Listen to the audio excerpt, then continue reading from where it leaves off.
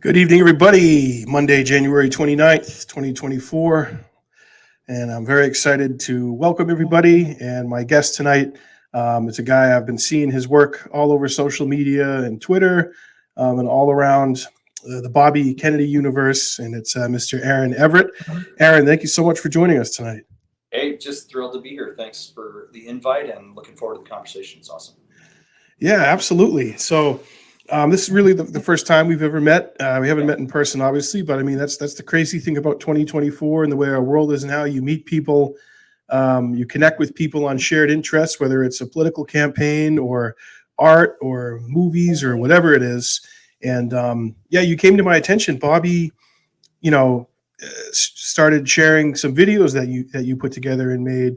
But I guess before we get to that, just tell people who you are and what you're all about, and what predated you where you are now, and led up to this journey that you're on now.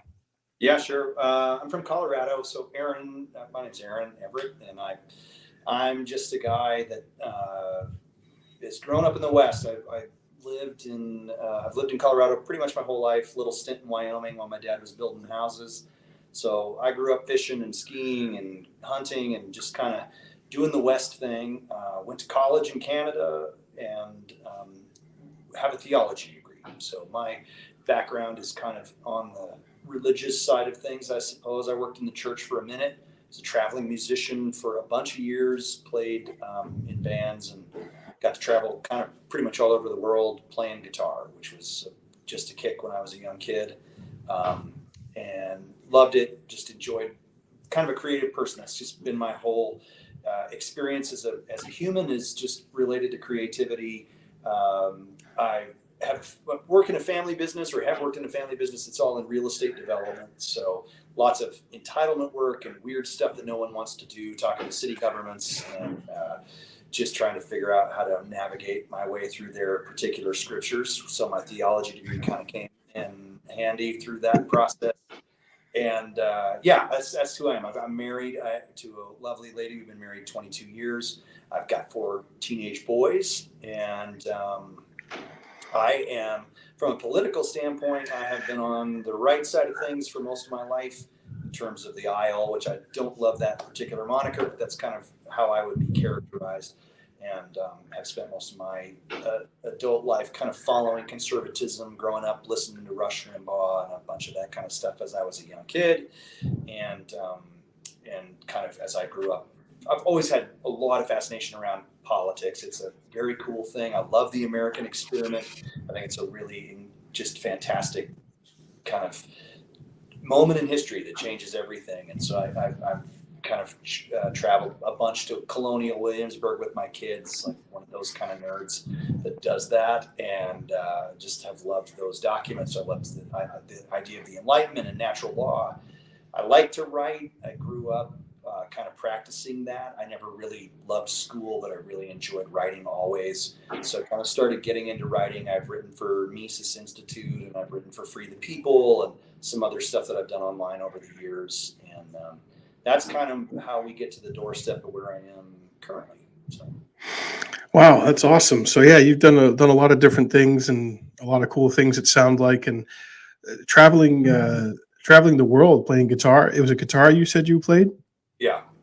Yeah. So it was great. I mean, I got to go to Israel, got to go to London and Italy and Canada and all over the United States, driving around in my minivan in the United States playing music and living a good life.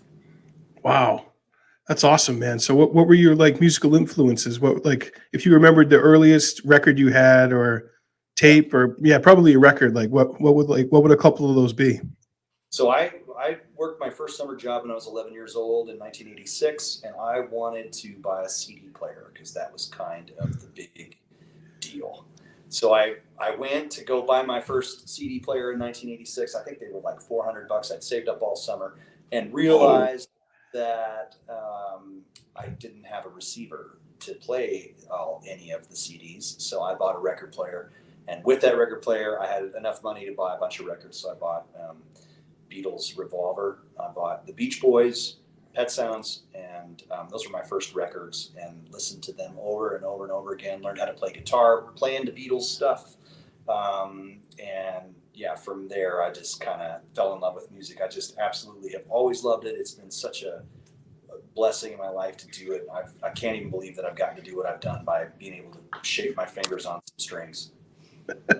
Wow, that's awesome. Yeah, I've been very similar for me. I mean, music wise, Beach Boys, Beatles, and Moody Blues were like Yep. the very first music that my dad introduced me to. Like I told you before we rolled, my dad was from Newfoundland, and he spent the first 10 years of his life there. And then my grandfather moved the whole family. It was my dad and his 7 siblings in his bomb. So 10 of them moved him from Newfoundland, Canada, all the way to Ventura, California in 1965. So my dad arrived in Ventura in 65 at the height of the Beach Boys thing. And he started to learn to surf, and he really got into their music, and it stayed with him for the remainder of his life. And when my brother and I were coming up, Beach Boys, Moody Blues, Beatles. And amazingly, when I was in high school, a teacher at my school, he was like, wow, he was fascinated at the musical taste I had as like a 15, 16-year-old kid liking the Beach Boys, because we would do talent shows. My brother's a drummer and I'm a guitarist, and we'd play like Beatles songs and stuff like that in the talent shows. And he knew we loved the Beach Boys. And he's like, hey, my cousin actually is in Brian Wilson's touring band. Oh, and no we were way. like, no way. And he's like, I could probably get you guys tickets and backstage passes if you'd be interested. We were like, I will do that. yeah, absolutely. So like 2004, I think is the first time we went to see Brian Wilson, and he was doing Smile with his band. And the teacher at our school connected us with his cousin, and that began. So that's 20 years ago. That began over. That allowed us several times to go see Brian Wilson, sit in really good seats, and then get to go backstage. And we met Brian Wilson. We met Al Jardine. My brother met Blondie Chaplin. It's just incredible experiences, and we got to bring our dad a couple times, and it was really cool to see introduce my dad to Brian Wilson and see him, meet him. Okay. And so yeah, music's very important. One of my favorite albums of his is like a little unknown one that we found out when my wife and I got married. We went on a honeymoon in California, and we ended up in this record shop. And one of my favorite albums is Pet Sounds Live, which he did in this great theater in London, and it's fantastic. It's almost, I mean, you can't say that it's better than the original, but it is as close to a replica. And to do it live, there's just this. I'm so impressed by the album. It's one of my favorites. It's like a go-to for my wife and I. It's really awesome. Yeah, we had the good fortune of seeing Pet Sounds 40th anniversary in 1960. Well, it came out in what, 66? Yes, somewhere around there, right before Sgt. Pepper. So 66. So in 06, we saw it at the Orpheum in Boston, and then for the 50th anniversary, we saw it again. Brian and his band perform Pet Sounds in its entirety, and wow! By the time you get to Caroline, No, you're just like, amazing. Yeah. So that's my musical journey. We still play. My wife and I still play music. We like to play at church, but we also we did a project a few years ago called The Collectibles, and my wife just released an album actually this Christmas that was just her singing. So it's been really fun to kind of. This music's this wonderful gift, man. If anybody gets the chance to do it or play it or listen to it or whatever, it's just this. It's an awesome gift in life, and I feel fortunate that I've had the chance to put my hands to it. That's for sure. Yeah, absolutely. And I think that's one of the amazing things about Bobby Kennedy and the coalition of people that are supporting him, is that they do come from all walks of life and all backgrounds. And Bobby has that great speech where he says, God speaks to us in different ways, and he really gives the arts and like music and poetry, and he really puts emphasis on that and gives that a shout. And you don't even have to be religious to like understand, like, or to have that resonate with you, to have that have an impact on you when you actually listen to it a couple times and think about how beautiful of a statement that is, and how amazing that is, and how, to me, how true it is. Yeah. Whether it's a God or whatever you want to call it, a higher entity, something divine, something more powerful than we are and bigger than we are. But then when you do encounter these human beings, so you have a gift that music allowed you to take your gifts and your talents and bring you all over the world, and you met people you never believed you would meet. You had experiences you never believed you would have, Yeah. and Yeah. that's like that happens to. Well, it doesn't happen to everybody. It depends. I guess you could. It's scale for everybody. It's Yeah. different for everyone. But not everybody. Music didn't lead everybody to get in a van and be able to travel and do it and make a living. So it's a special thing.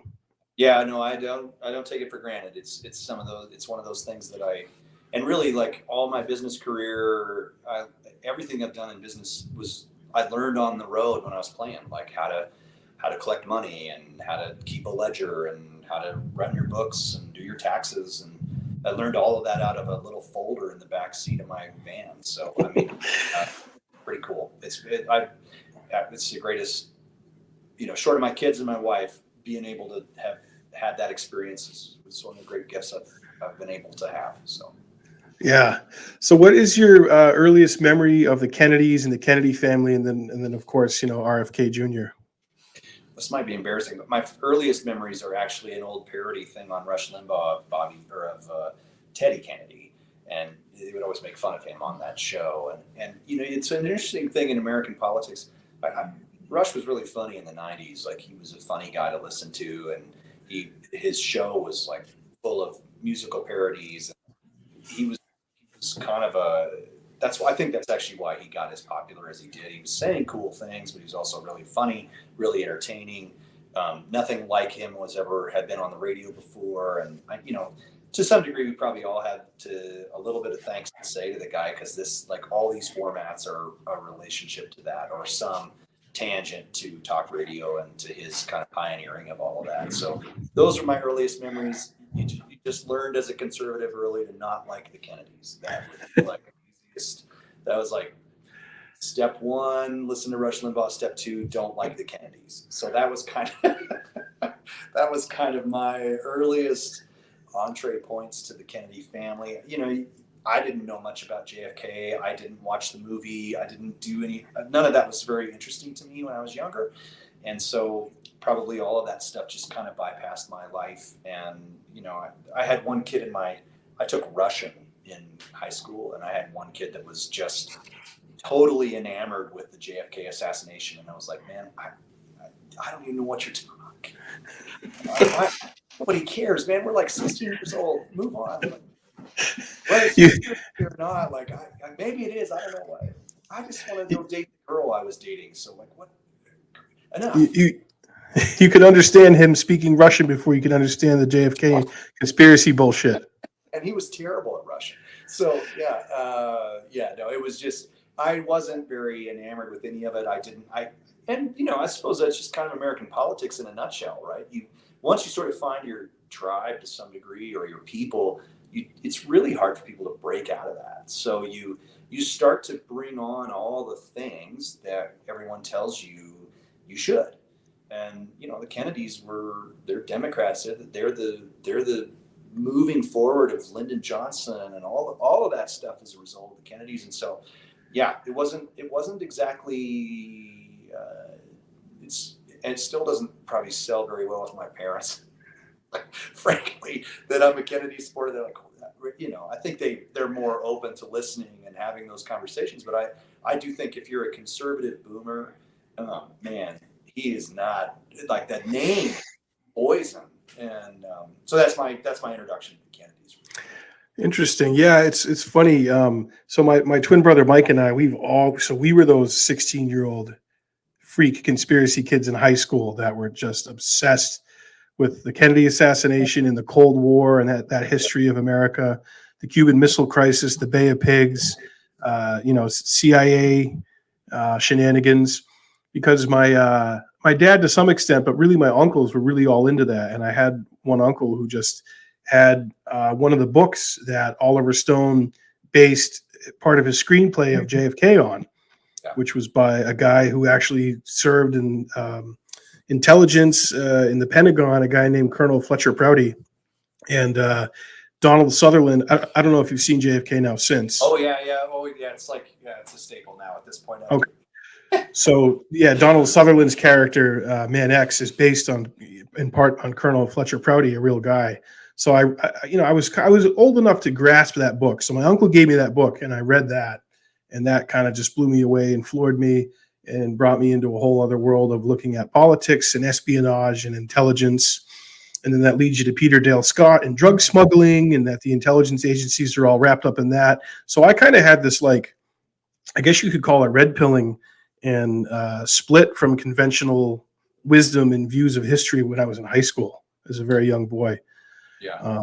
And I was always very fascinated by the Kennedys, and I always kind of viewed JFK as a tragic, heroic figure in the tradition of the Shakespearean and Greek tragedies, putting his life down on the line to try to do the right thing and pull us back from the brink of nuclear war. And also, I was born in Massachusetts, and I spent the first 10 years of my life in Massachusetts in the Kennedys' backyard. So Teddy Kennedy was always my senator. Yep. And the Kennedys were larger than life figures, and dominated Massachusetts politics. So to flash forward to, I certainly see them as that Shakespearean deal. JFK for sure, and Bobby's dad too, for sure. I see them as tragic figures in a sadly tragic Shakespearean world. Yeah, just a classic play on that, and all the ideals and hopes of an entire generation just snuffed out in an instant, and then to have it happen again 5 years later with RFK in a violent public way like that is it's still really shocking, and it's probably hard for people who weren't alive then to really grasp the gravity of it, and how much of a real impact and enduring and lasting trauma that's had on the psyche of America. No doubt. Certainly going back now. I mean, Bobby's candidacy, but really even before that, I mean, moving into the COVID era, that's really where I first kind of came across him and sort of fell in love with what he was saying. And to now kind of go back and be sort of watching these things, relearning these things with new eyes.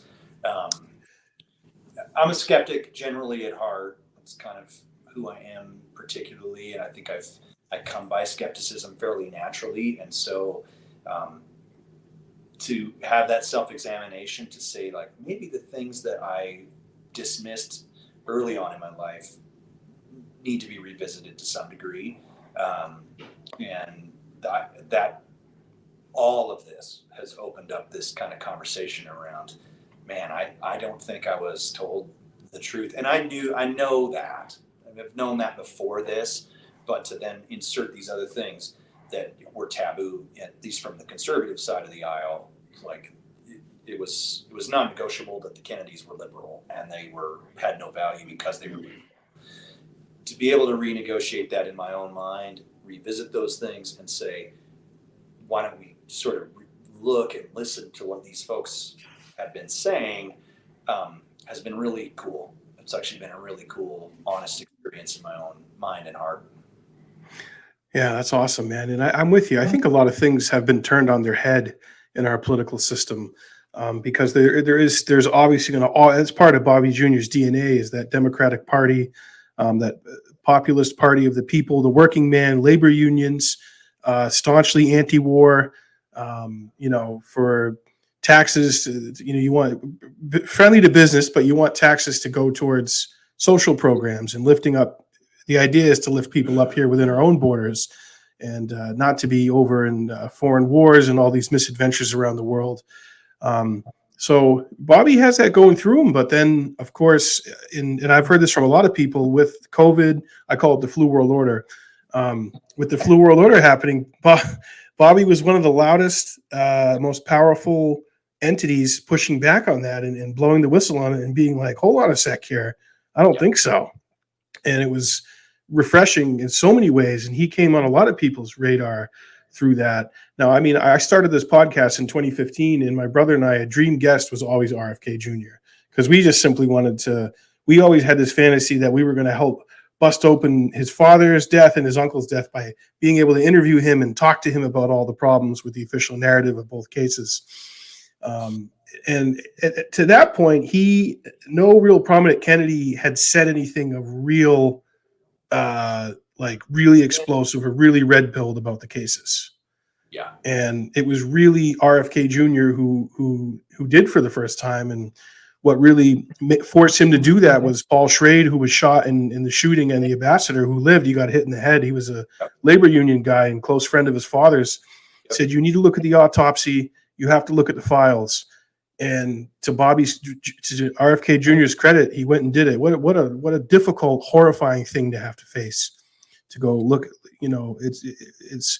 I lost my father to brain cancer, so that's horrible as it is, losing your father, no matter what it is that happened to him. But the fact that your father was killed this way and gunned down with the whole world watching, and he most likely was the next president, to have the courage and the ability to actually go and face that, kind of like blew me out of the water. And then not only that, to be willing to sit down with Sirhan, the guy that they said shot your father and killed your father. I mean, that shows you what RFK Jr. is made out of. Yeah, there's character there that I think is so interesting. I mean, I don't like. It's so wild to think that politicians, at least for my life, are supposedly judged upon their character, which I think is it's humorous in its own right, because none of them are particularly that full of character. But this kind of stuff, where you have a person who's actually experienced terrible trauma and has gone through terrible things in his own life in relationship to whether it was heroin use or stuff with his ex-wife, and all of that's just terribly tragic. To be on the other side of that and watch that, and to then have somebody like that who's going back and having the self-examination piece of life, that's the character that I think anybody, I come from a Christian background and Christian faith, and that's the grace of God right manifest in front of your eyes. That somebody's willing to do those things, have the self-examination, that sort of era of repentance in their own heart, and then realize that forgiveness is abundant and live from that place of forgiveness. It's like, man, I have not seen that in politicians, for sure. Absolutely, I'm with you on that. That's what's so special about this man in this campaign, is how open he is, and willing to, just without pretense, talk about basically anything in his background in his life, and the trauma, being a 14-year-old boy, seeing your father killed in such a horrific manner, and then to deal with it and to try and live with it. Turn to heavy drugs and become a drug addict for, I think it was probably like 14 years. I think he was kind of in that, and then get clean and get to a place where you can get control of it. And he talks about just a surrender, a certain amount of surrendering, and saying that, I'm going to put my best foot forward every day. And you're right. Politicians based on character and all that. It's insane. And yeah, and a lot of them, they're reading scripts. Like I told you before we were rolling, I'm here in New Hampshire. This is my 7th primary. They come in here and they're just like actors. They're basically just actors. They get in front of the cameras and they spout off a bunch of bullshit and talking points and say what they think people want to hear. And New Hampshire particularly has been ravaged by the opioid epidemic of opioids and addiction, thanks to the Sacklers and Purdue Pharma and all those monster psychopaths. And politicians come here and talk about it, and then that's it. It's just talk. For Bobby, this is something the guy lived, and he understands how we can rehab a human and get them back to being a productive member of society. And he can speak to his own experiences, what worked for him, and what he's done to now, replicate what worked for him and help other people with it. Well, truly, when was the last time you heard a politician talking about doing regenerative agriculture as part of the solution to rehab, or kind of creating clean food and clean places for people to go and have these centers in which they feel needed and necessary and a part of a society and part of a community? That's what's so attractive to me. I just, there's nobody's ever talked like this, and that's just so refreshing to me. I'm 48 years old. I've been lied to my whole life as it relates to government, whether it's war or the invasion of Grenada or 9/11 or whatever. We've been lied about everything. It doesn't matter. Even if everything that we watched on TV on 9/11 is the true story, we haven't been told the true story, right? I mean, it's just you can't ask the questions, and you're just shut off everywhere you go down these roads. You're just shut off. I kind of my world to this is all through Ron Paul in '08. I was yeah. I mean, he was the if you talked about a red pill moment, that was it for me. I mean, I started hearing him talk. I couldn't get over it. I couldn't get over that a guy was talking about not going to war when we were in the middle of that. I mean, not, oh gosh, who knows? We were in the first third and we didn't know it at the time. That was somebody talking about those kinds of things, talking about money, talking about the Federal Reserve, talking about surveillance, talking about, and it was like drinking fresh water for me. And I feel the same thing. In '08, I don't think Ron Paul had the luxury of talking about anything other than governmental policy. Bobby's actually, because of what's happened, I think, with COVID and everything else, and people wide open having discussions, he's now actually having the ability to talk about this wide spectrum of stuff that has just been off the table in politics, and it's awesome. It's so refreshing. It's so beautiful, and it's like it is making conversations for me in relationship to my family, my kids, my friends. It's just, we're not talking about capital gains and all the crap that they've talked about for years in terms of you just trickling around the top end marginal rate of taxes, or we're going to talk about all the things we're going to do with supporting our military and the board. It's all been horse wallop. There's nothing true to it. And so to have somebody come along and say, no, these are the things that are happening, and actually here's some really poignant solutions. I deal with bureaucrats every day of my life. So to have somebody come in and say, yeah, you're not going to come in and say, oh, let's drain the swamp. I would drain the swamp, whatever, It's perfect, right? And then you hire John Bolton, who doesn't deserve to be dog catcher. If you don't know that and you can't see it, I'm on the side of where I have to go in and talk to these folks every day, and you get to realize, like, these are just kind of normal people doing their thing, and they have to do job self-preservation by making it harder, making it longer, doing all the things that they can. You have to know how to get in there and actually do the tweaking. And if you don't know how to do that, then all you are is rhetoric. And really, that's the difference to me between Trump and Bobby, which is he actually knows how to do it, because you have to go in and you have to be surgical about how you're going to get your way through it. You can't be a wrecking ball in bureaucracy. There's no such thing. The ball hits the wall, and that's the end of it. It's over.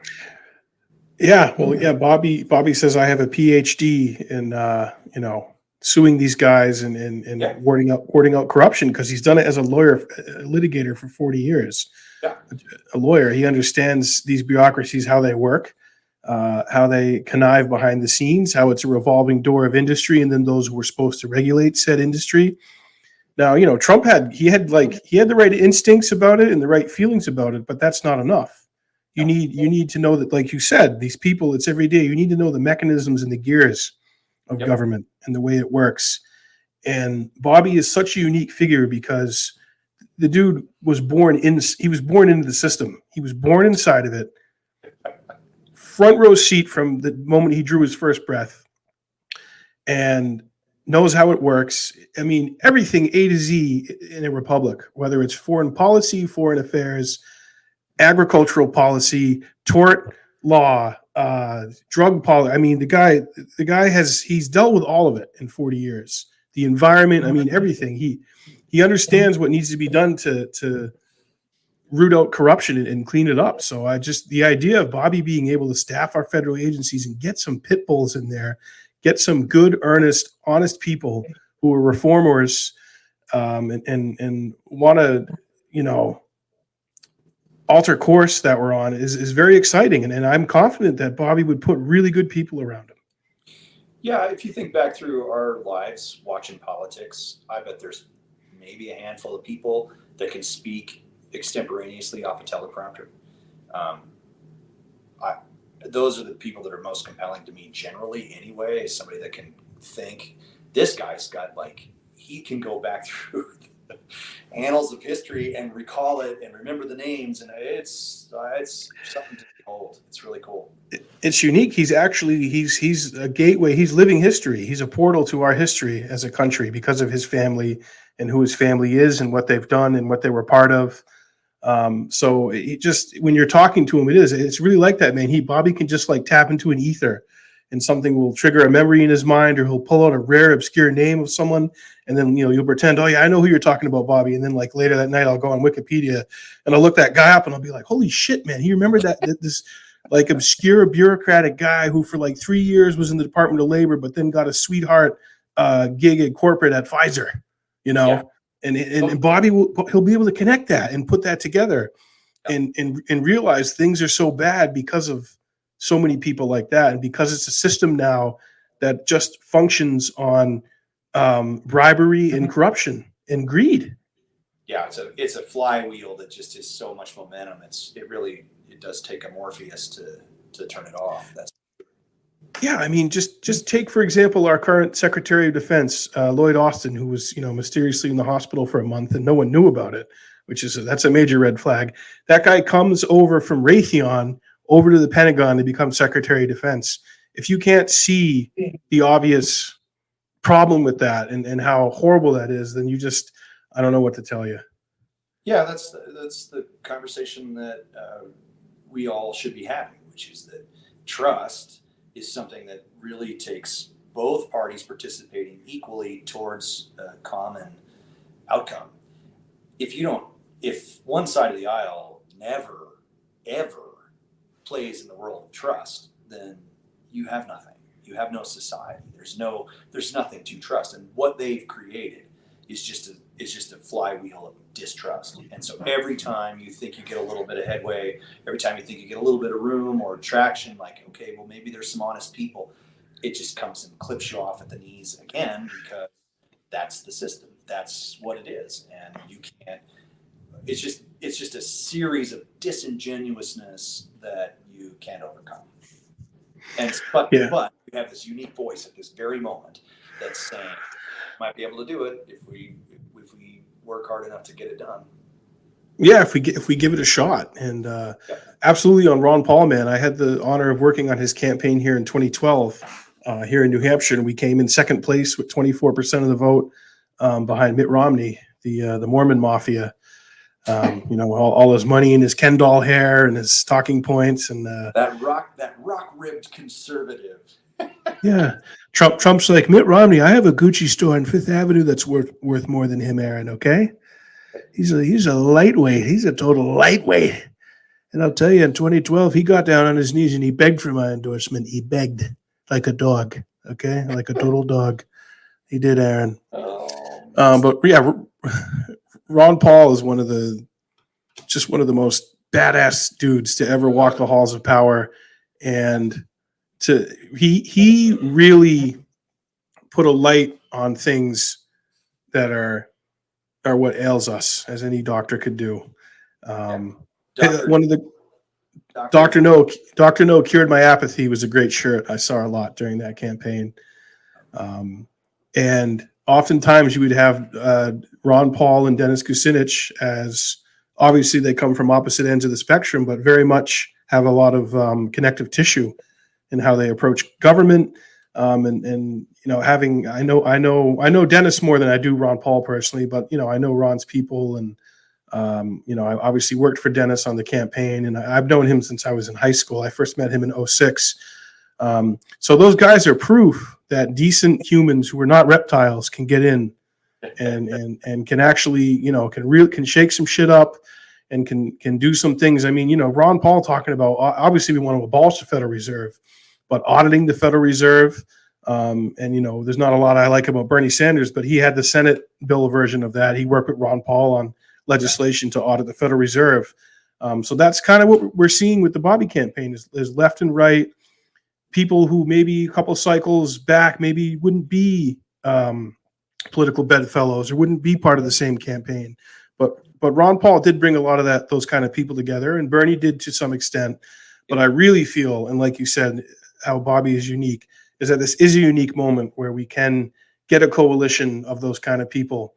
Boomers, how we're gonna reach boomers. I mean, Bobby's saying, show them Joe Rogan, show them the 3 hour. Try to get them to sit down and watch the 3 hours of Joe Rogan, and it's worked for some people.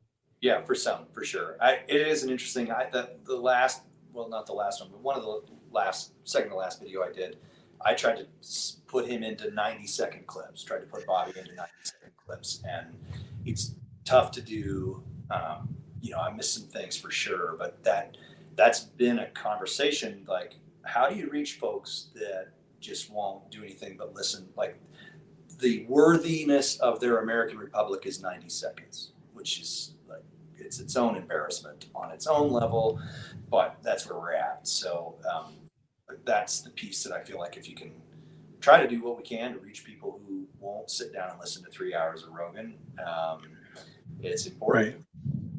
Right. Well, I'm glad you mentioned your videos, Aaron, and I want to show a couple of them if that's cool.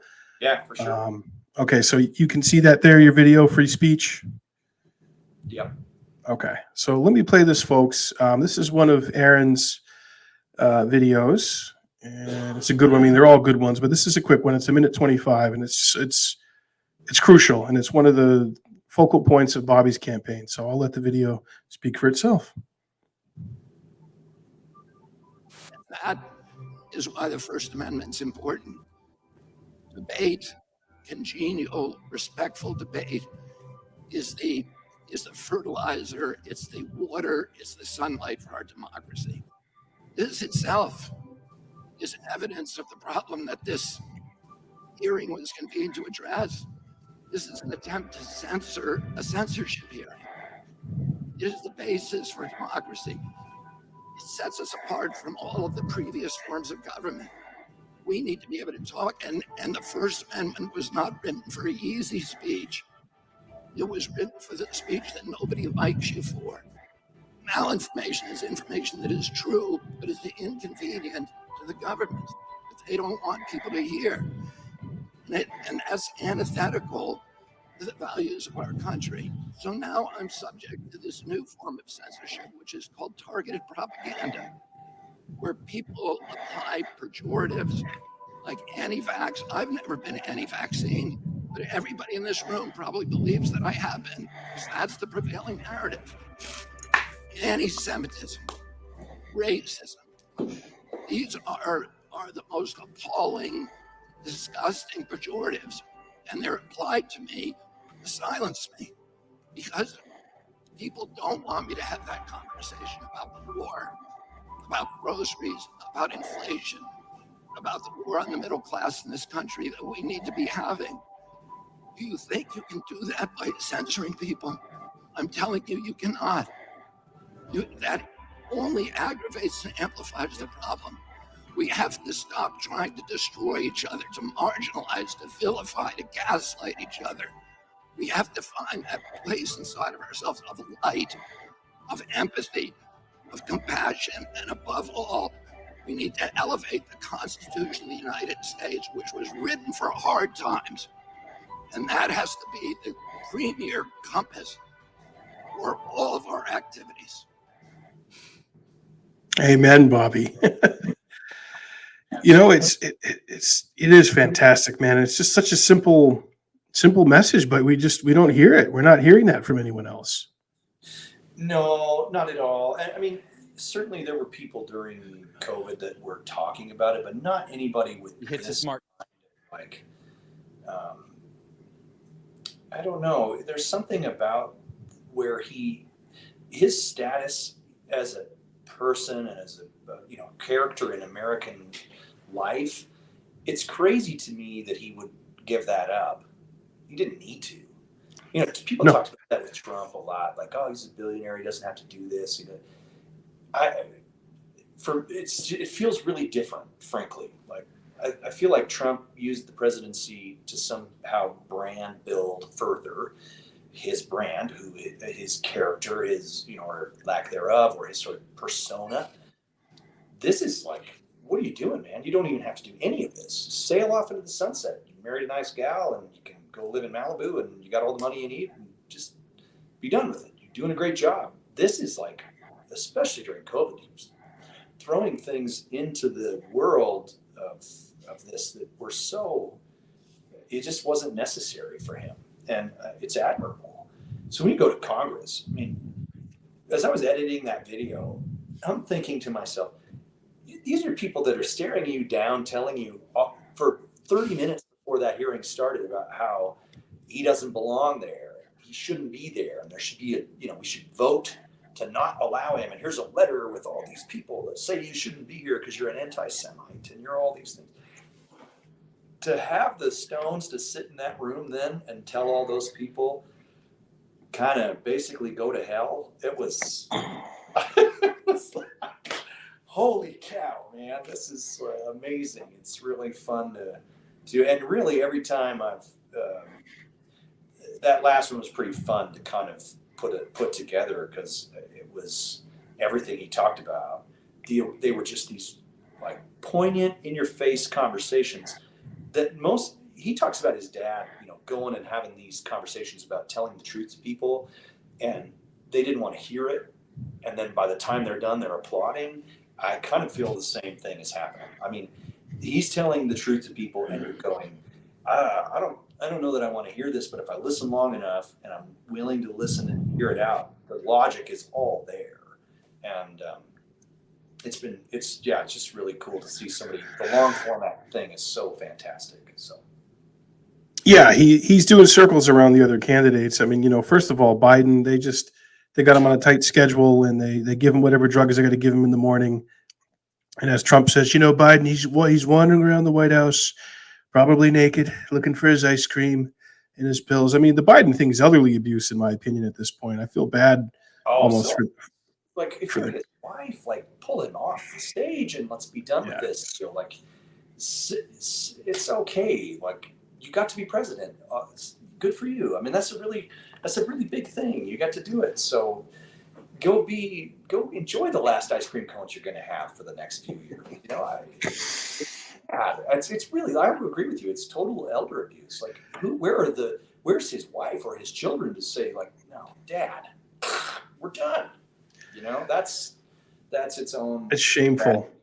It is. It's its own tragedy. Yeah. You're actually a guy that spent a lot of years in public service. I didn't always agree, or probably didn't agree with him very much, particularly across the course of his career. But the people of Delaware did, and they voted him in a bunch. And so, on some level, like the guy's been a public servant. Let him have some time here. Like this is sad. He's been a creature of Washington for half a century. Yeah. Wow. That's it. That's all. And the guy's 80, 81 years old. That's basically what he's done his entire career. His whole life has been that. Yeah, Bobby, you're right, man. I've seen people who were very skeptical, but I invited them to events. I said, just come and listen to him, ask him a question, come and hear what he has to say. And they're like, yeah, there's some stuff that I'm kind of not into, but man, I'll tell you, majority of what he said is like right on. And instead of buying the propaganda, like Bobby talked about in that video, what's it called? What was the word he used? Malinformation. Yeah. That BS, the labels, anti-vaxxer, conspiracy theorist, crank, nut job. I mean, we know that's all BS, but that's the script that the legacy media is following against Bobby. But when people go and listen for themselves or check out any of the long form podcasts he's done, they come out of it with a much clearer picture of what he's all about.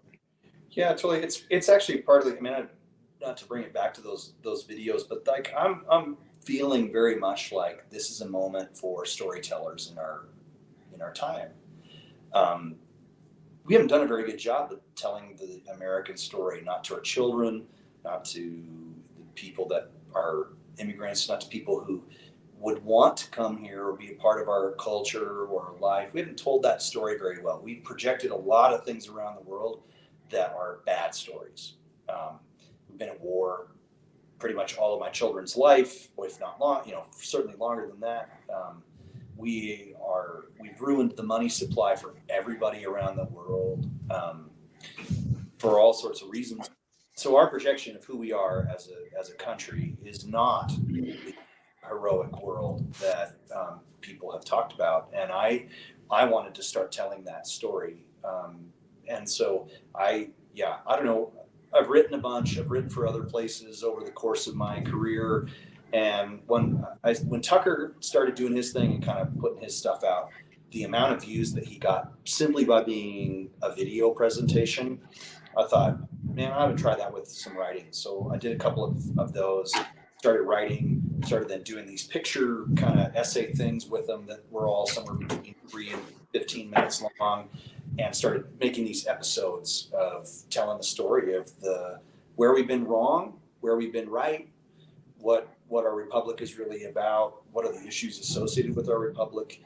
And, interestingly, I keep doing them, and I get to the end and I'm like, oh yeah, well, and also I need to put in RFK because he's actually telling this same story, and this is a person in the moment in politics uniquely that is actually telling the same story that I'm telling or trying to tell, or a similar story, or at least enough connection there to say, man, and look, here's somebody in our midst saying the same thing that we all feel, and we're rubbing up against it, are really hard for us, and we're struggling to buy groceries for our kids, and we're struggling to put gas in the car, and we're struggling to do all these things, and here's all the reasons and rationale behind that.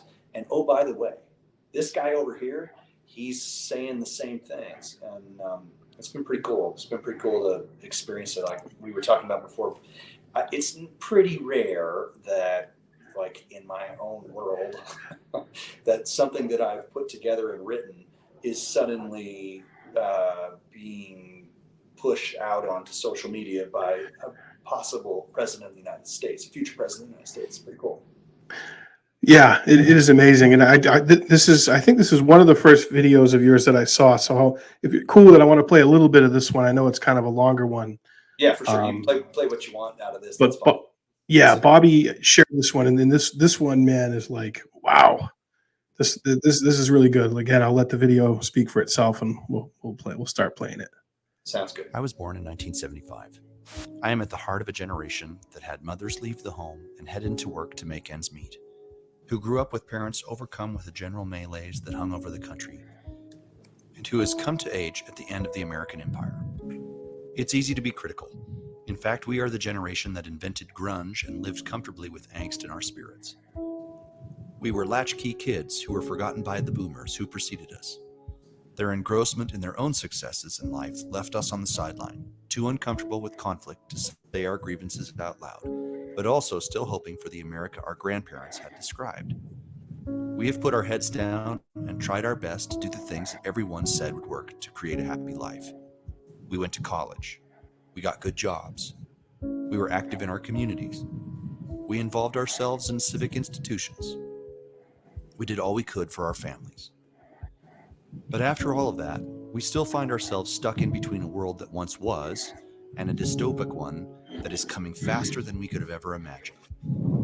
We haven't lost hope like the next generations, and yet we haven't gotten the traction that our parents did. Everything in our time is more difficult than the last, and not because of existential threats like Nazis or communists, but because of a self-induced suicide as a country.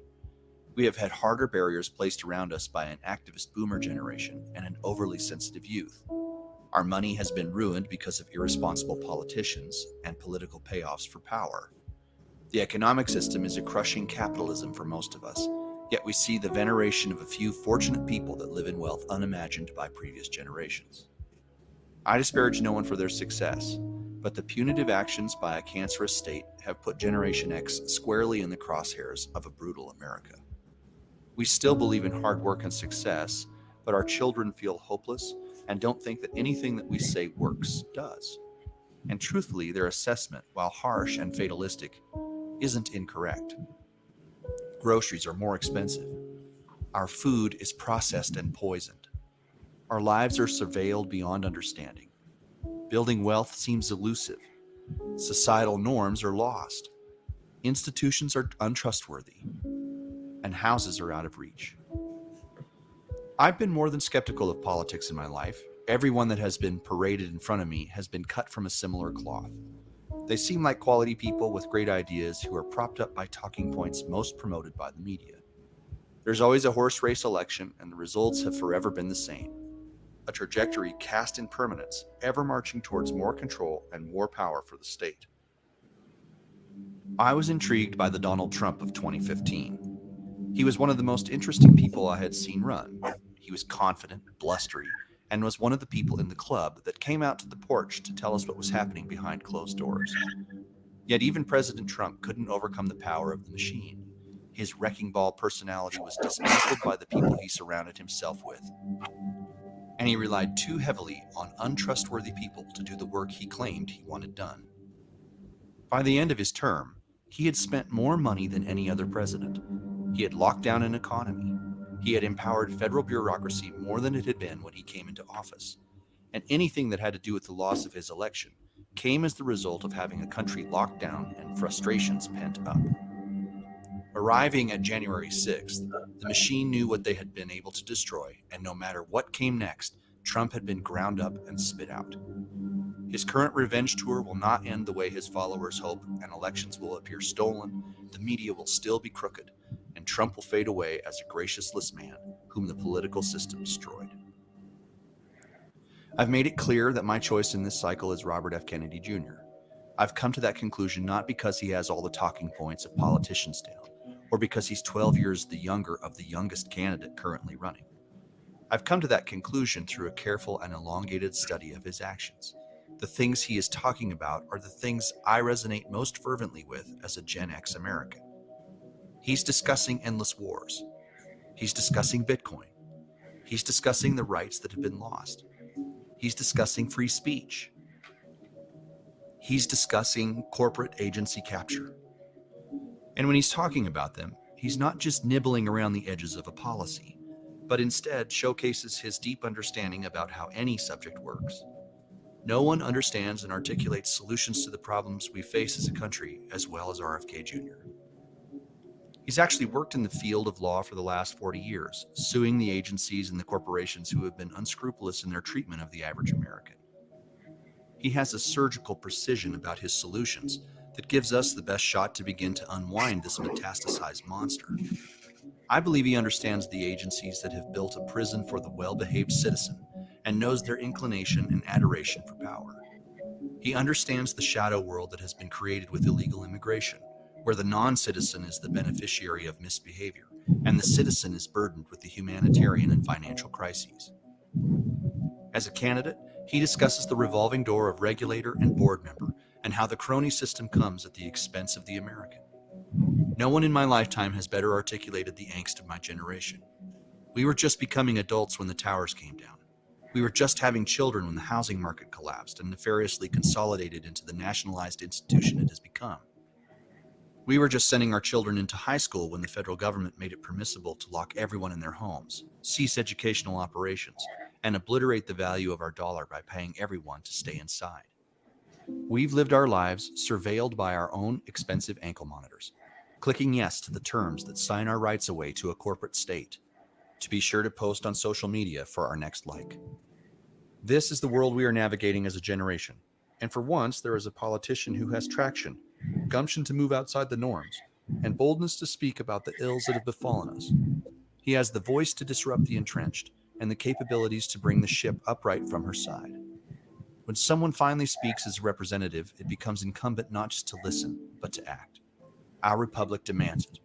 Our future will not exist without that action. This time, I want a surgeon with precision who is lighting up the possibility within me that there might be hope for the flywheel of political punishment to lose its momentum. In the recent weeks, I've been reminded of his father's own speech about the gross national product and how those words were a powerful call to the people of that generation. If we listen closely, we can hear not what just could have been, but what might still yet be ahead. My generation wants a different option to measure our lives by. We are tired of the Homo economicus life. We want an America for our children that measures the things that make life worth living. Too much and for too long, we seem to have surrendered personal excellence and community value in the mere accumulation of material things. Our gross national product now is over $800 billion a year. But that gross national product, if we judge the United States of America by that gross national product counts air pollution and cigarette advertising, and ambulances to clear our highways of carnage. It counts special locks for our doors and the jails for the people who break them. It counts the destruction of the redwoods and the loss of our natural wonder in chaotic sprawl. It counts napalm, and it counts nuclear warheads and armored cars for the police to fight the riots in our cities.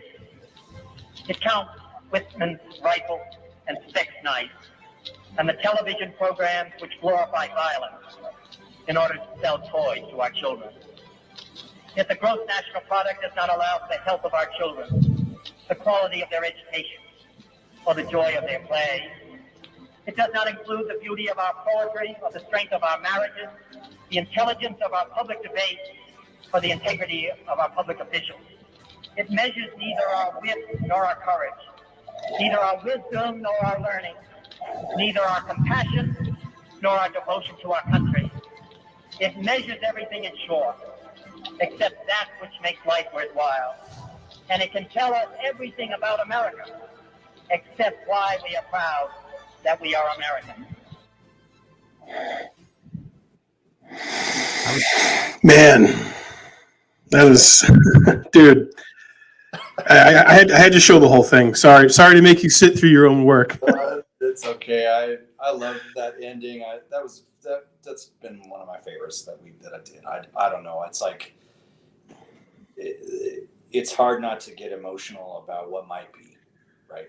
I mean, that's the piece of it that's most touching to me is that I got 4 teenage kids, and they got robbed, man. They got robbed by this deal. They got robbed by COVID. They got robbed by like doing all the things you're supposed to be doing when you're 16 years old, going out, hanging out, having fun, playing, graduating, and driving cars, and all that. And it was all robbed by these monsters, man. And I can't. So when I hear somebody talking about the things that actually mean something to my kids, that's a different world. It's a different place to be. I love that last speech because it's still true today. Like, I don't want the stuff. I don't want to be told by a talking box how I'm supposed to think. I don't want to be told by a talking box not to sell toys to my kids. But I don't want to be told by a talking box about which is the next pill I need to buy, which is the next thing I need to go support. I'm more embarrassed in my life than anything of my support for those initial days of the Iraqi war, that weapons of mass destruction, and buying into that, man. It's embarrassing that I ever got suckered into that deal, but it was because that's what was being told. That's what we were supposed to be. We're supposed to be believing. That's the government that was telling us what had happened. We watched the buildings come down, for God's sakes. So when that last part of that video is like, is meaningful to me for me. I used AI art in the style of Edward Hopper to generate all those images, and when it finally kind of came together, I was like, I couldn't stop crying. I won't lie. I cried the first time I watched that too, Aaron. I watched it a couple times, and you're right, man. There's almost something kind of like cosmic and supernatural about Bobby grabbing this baton and doing it, and putting himself out there, and it's heroic in my view. It's very heroic, and I can't believe it's happening. I can't believe he's doing it, and like you said in the thing, finally someone gaining some traction who is willing to smash conventional wisdom and speak hard truths, and say the things that really do ill our society and our world, and the health of our republic and everything, and all aspects of society. And I was a freshman in high school when 9/11 happened, and I had many classmates sign up because of 9/11 for the military. And some of them went over to the Middle East, and they had to kill people and do horrible things and see horrible things and lose battle buddies. And then come home and get addicted to drugs, and it's all connected. All of it is connected. Absolutely, it is, and it's exciting. I honestly, I would never. These things take me forever. They take a lot of time, and they take a lot of energy to put together. I've done 31 of them now, and I wouldn't be doing. I don't make any money. I'm not part of the campaign. I don't. I've talked to them, of course. I mean, they've asked permission to retweet them or put them on YouTube or whatever, and so I've had connections with them and conversations, and they've all been really dear, wonderful connections and conversations. But I'm doing all this because I've got to tell this story. Like, we live in this moment, and how lucky are we? What's the great line? You know, when the world gives you dragons, make sure you're a dragon slayer. Like, raise your children to be dragon slayers. We're there. We got a world full of dragons, and we've got a guy that wants a sword and a little ground, and I'm going to do whatever I can to continue to perpetuate storytelling, because that's how this solves itself. We have to keep telling the story about the greatness of liberty, what it means to be free people, what it means to have a heart and a mind oriented to natural law, and what does that look like, and how do we live that way? And if you got a guy that's willing to lead that charge, boy, keep telling the stories. It's all we can do, and I'm just pumped about that, and I think it's so cool that we got to live in this time. Yeah, amen to that, man. How long did it take you to write that, by the way? The writing's the easy part, man. I can do those in 20 minutes. I can write the thing down in 20, 25 minutes, just because that's my practice. I love to write. I practice writing all the time. So I'll that's a bit of an illusion, because I think about them. I'll be driving around a car or whatever, thinking about what I want to say. But when I finally sit down to do it, it takes me 25 to 30 minutes to write that stuff. And the voiceover is pretty easy. It takes probably a half an hour to actually do the voiceover the way I want it. And there's still things I would change when I listen back. It's the assembling of the images and the video that it's about an hour a minute. It seems like what it is to do the video. So it takes about, if I'm doing a 15-minute video, it's 15 hours of work. And I feel like are you kidding me? This is your passion. It's nothing, right? And it's nothing to tell this story at this time. What if I looked back and if one of these things actually is something that is helpful and that's been really fun to watch, actually, is people using these videos and placing them on somebody else's timeline to say, hey, have you heard this? Or did you watch this? That's been really fun. And if that's helpful, and that, encourages us, where, he's talked about needing a point a month, basically, to get to where he needs to go. And if in the next 9 months, one of those videos helps get a little bit of that point, I will not have regretted spending any of that time doing it. What I will regret is if I didn't, Right. And we got to the end, and I was like, I ran out of gas at SA32. I wouldn't want that. I wouldn't want that at all. Yeah, well, it's appreciated, Aaron, and I want to thank you for it. The passion comes through, and I know what I'm hearing and the images I'm seeing is a big part of who you are and what you're feeling, how you feel, and what you know, your truth, and that the message you want to get across. And it's really important. And what's so refreshing about it is it's not the same tired bullshit that you get beat over the head with by these political campaigns and by these stupid, frivolous, vapid, shallow ads that don't say anything. They spend millions and millions of dollars on them, and they're the worst crap that you would ever imagine. Your video, you're a regular dude, and that's from your heart, and that's how you feel and what you believe and know to be true. A million times more impactful than anything you could see come from one of these professional, like, PACs or these groups who focus group and spend millions of dollars polling people and all this nonsense and this bullshit. I've been around all them for 20 years, man. And that's why this stuck out to me. And it's why I wanted to have you on tonight, to highlight your work and your passion and really celebrate you and laud you and thank you for what you've done and what you're doing and will continue to do, Aaron. I think it's beautiful and it's awesome. Thanks, Eric. I appreciate that very much. It's been a humbling experience, and I'm really grateful I've made more connections in this deal. I feel like I've found a bit of a family in politics with all the Kennedy folks. It's been they're the kindest people. They're the most they're the most articulate and intelligent people I've ever been around in politics. They speak well, they think well, they're willing to listen. That's the people and it's not to be tribal. It's just to say it feels good to be around people like that, so that when you're thinking and you're trying and you want to do something, it's great to have people around to push back at you and ask you questions and provoke you. I mean, I think that's a huge part that we need as a society, is to be provoked. Not provocation does not require animosity. Provocation requires thinking, and if we can do that with one another, and we can be provoking of each other thoughtfully and in kindness, we will be so much better off in the long run. And I just it's really meaningful to me to be in this position. I never thought I would be, so I'll continue to do it. Yeah, it's awesome, Aaron. And everyone watching, this is Aaron's Twitter, well, formerly known as Twitter, his X profile. So if you're on Twitter, go give him a follow. It's at Loanly_Hipster. Aaron Everitt, it's amazing stuff that you're doing. And I urge everybody to go check out his stuff. And Bobby has retweeted it, and it's been all over Twitter. It's been all over social media, and it is having an impact because it is real. It's not manufactured. This is not something you can buy. This is not something like you put a group of egghead consultants in a room together, and they wouldn't be able to come up with this, because this is authenticity, and you can't fake that, man. And people are getting better at sussing that the BS out.